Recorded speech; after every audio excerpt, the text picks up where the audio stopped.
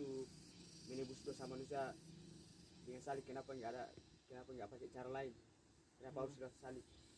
Ada apa dengan salib? Kenapa harus lewat salib? Oke, ya.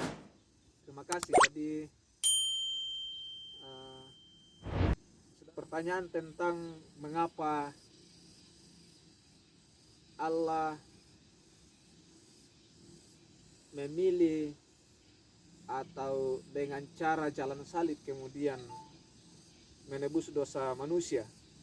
Ini pertanyaan yang sering dilontarkan oleh siapapun, baik orang Kristen itu sendiri, bahkan apalagi dengan orang-orang yang belum percaya kepada Kristus.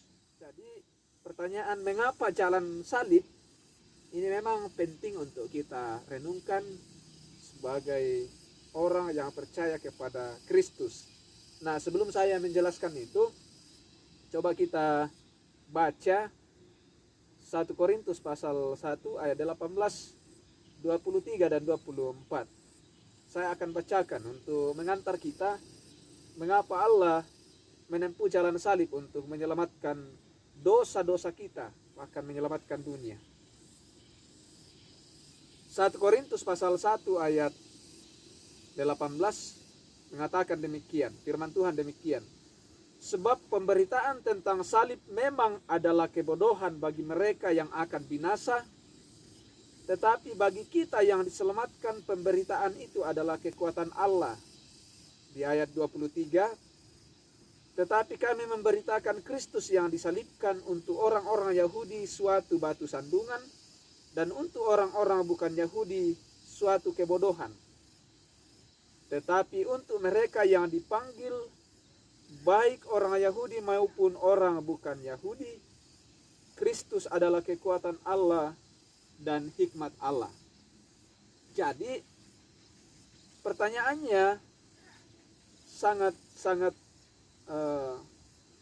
baik tadi, mengapa Allah menempuh jalan salib? Ini harus dijawab dengan sebenarnya salib itu apa?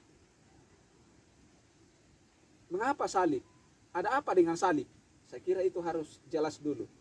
Ada apa dengan salib? Pertama, bahwa dalam tradisi orang Yahudi, ini bisa dibaca dalam Ulangan 21 ayat 23. Kalau bisa dibantu. Ulangan berapa? Ulangan 21 ayat 23.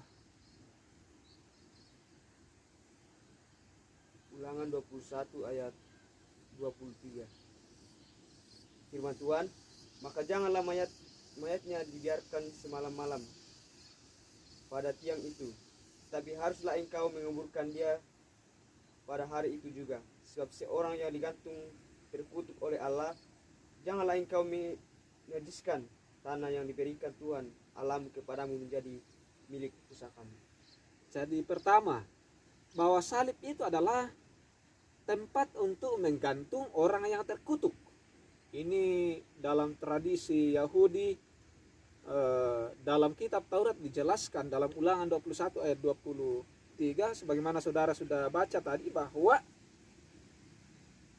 orang yang mati, yang terkutuk di tiang atau di salib, itu adalah orang-orang yang tidak bisa lagi diterima oleh langit, tidak bisa lagi diterima oleh tanah, dalam arti bahwa salib adalah tempat menggantung orang-orang yang tidak bisa lagi diampuni, pokoknya terkutuk.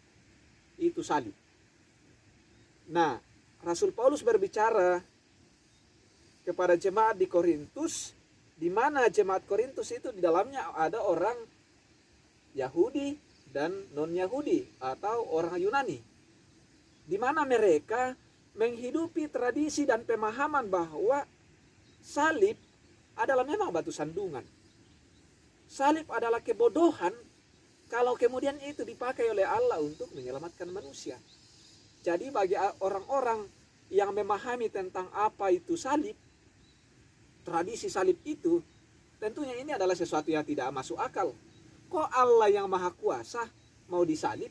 Kok Allah yang pencipta mau datang sebagai orang yang terkutuk, orang yang hina mau mati tergantung di salib yang hina, ini kan tidak masuk akal. Oleh karena itu, orang-orang percaya kemudian memberikan pembelaan, termasuk Rasul Paulus, mengatakan bahwa salib adalah kebodohan bagi mereka yang akan binasa. Tetapi bagi kita yang diselamatkan, pemberitaan itu adalah kekuatan Allah.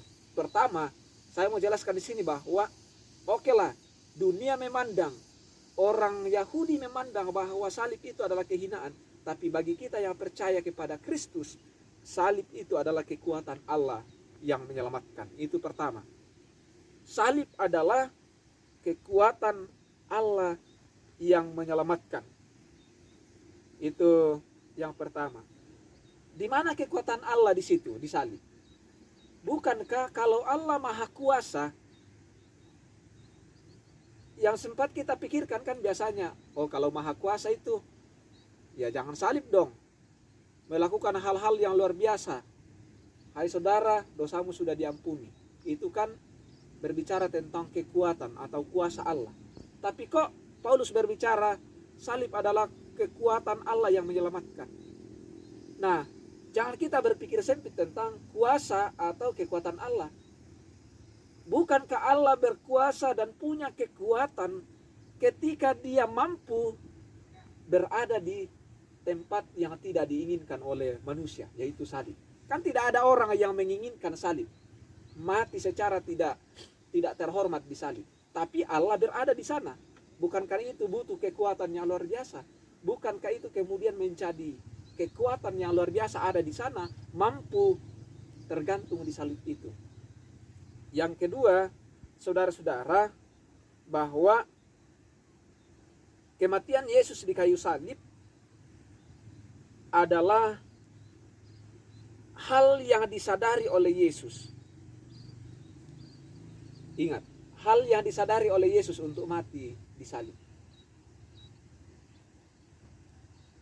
Bahwa Yesus harus mati untuk menebus dosa kita, dan dia sadar bahwa salib adalah jalan yang telah ditetapkan oleh Allah baginya untuk menebus kita. Jadi ini dilakukan secara sadar. Jadi Yesus menghadapi kematiannya atau mati melalui salib itu dilakukan dengan secara sadar. Jadi Yesus adalah korban penebus dosa. Cara Allah menebus dosa kita adalah lewat salib itu, dengan kesadarannya bahwa di mana manusia terhina itu, disitulah dia dipulihkan. Sebagaimana dalam Roma 6 ayat 23 kan dikatakan, upah dosa adalah maut. Di dalam Roma pasal 3 ayat 23 dikatakan, karena dosa manusia kehilangan kemuliaan Allah. Justru di balik kemuliaan itu, di tempat hina itulah Allah menyatakan kuasanya, kekuatannya untuk memberikan kemuliaan, yaitu kehidupan. Yang ketiga, bahwa lewat salib membuktikan kekuasaan Allah. Bahwa sesuatu yang terkutuk di salib itu kemudian ditaklukkan, dikalahkan oleh Allah di dalam Yesus Kristus pada hari yang ketiga. Dia bangkit mengalahkan salib itu. Dia bangkit mengalahkan kematian. Oleh karena itu sekali lagi Paulus berbicara bahwa bagi orang baik Yahudi maupun non-Yahudi yang percaya kepada salib, itu adalah kekuatan Allah yang menyelamatkan. Sampai di sini dulu. Ada yang mau ditanyakan lagi? Ya, jadi salib ini kayak melambangkan kebuktian kuasa Allah gitu. Iya. Dari melawan kutukan yang kalau orang yang digantung di salib. Nah, kan pemahaman orang bahwa salib itu adalah tempat yang terkutuk. Tapi kemudian Allah hadir di sana, justru mengalahkan itu pandangan pada umumnya. Kemudian dia bangkit pada hari ketiga. Ini membuktikan bahwa Allah berkuasa, punya kekuatan untuk menyelamatkan orang dari tempat hina, dari tempat dia rela tergantung di tempat terkutuk untuk menyelamatkan kita. Ya, jadi memang tidak mudah untuk memahami tentang salib ini. Salib adalah kekuatan Allah yang menyelamatkan. Bagi kamu Bagi saya yang percaya, di sanalah kemuliaan, kuasa Allah dinyatakan. Bahwa sungguh Yesus adalah anak Allah yang berkuasa menyelamatkan kita dari dosa. Ini bukan perkara yang mudah. Dengan darahnya dia kemudian menyelamatkan kita. Lewat kebangkitannya, pembuktian bahwa Allah sungguh mengalahkan